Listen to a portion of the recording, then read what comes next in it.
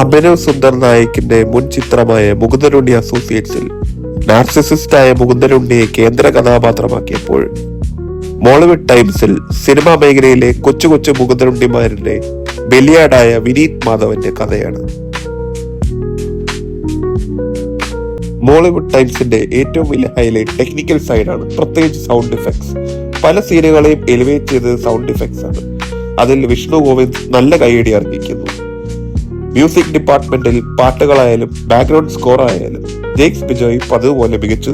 വിശ്വജിത്ത് ഉടുക്കത്തലിന്റെ ഛായാഗ്രഹണവും നിതിൻ രാജ് ആരോളിന്റെയും സംവിധായകൻ അഭിനവ് സുന്ദർ നായിക്കിന്റെയും എഡിറ്റിംഗും സിനിമയുടെ മാറ്റുകൂട്ടും.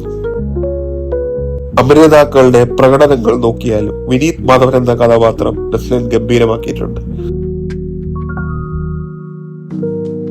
മറ്റ് അഭിനേതാക്കളായ സംഗീത് പ്രതാപ്, റോഷൻ ഷാനവാസ്, ഷറഫുദ്ദീൻ എന്നിവരുടെ പ്രകടനങ്ങളും മികച്ചതാക്കിയിട്ടുണ്ട്. പ്രതീക്ഷിക്കാതെ വന്ന ക്യാമിയോ റോൾസും സിനിമയിൽ രസകരമായി അഭിനവ് ഒരുക്കിയിട്ടുണ്ട്. സിനിമയുടെ ആദ്യ പകുതി ആസ്വാദനത്തിൽ വളരെയധികം മികച്ചു നിന്നപ്പോൾ രണ്ടാം പകുതിയിൽ ചിലയിടങ്ങളിൽ ചെറിയ ലാഗ് അനുഭവപ്പെട്ടു. പക്ഷേ ചെറിയ ലാഗുകൾ അതിനുശേഷമുള്ള നല്ല മൊമെന്റ്സ് വെച്ച് മറികടക്കാൻ സാധിച്ചു എന്നതാണ് ഈ സിനിമയുടെ മറ്റൊരു വിജയം. എനിക്ക് പേഴ്സണലി ഈ സിനിമ നല്ല രീതിയിൽ ആസ്വദിക്കാൻ സാധിച്ചു. തീർച്ചയായും തിയേറ്ററിൽ നിന്ന് ആസ്വദിക്കാൻ പറ്റിയ ഒത്തിരി നല്ല മുഹൂർത്തങ്ങളുള്ള സിനിമയാണ് മോളിവുഡ് ടൈംസ്. ഈ സിനിമ കാണാൻ താല്പര്യമുള്ളവർ നല്ല സൗണ്ട് സിസ്റ്റം ഉള്ള തിയേറ്ററിൽ കാണാൻ ശ്രമിക്കുക. Thank you.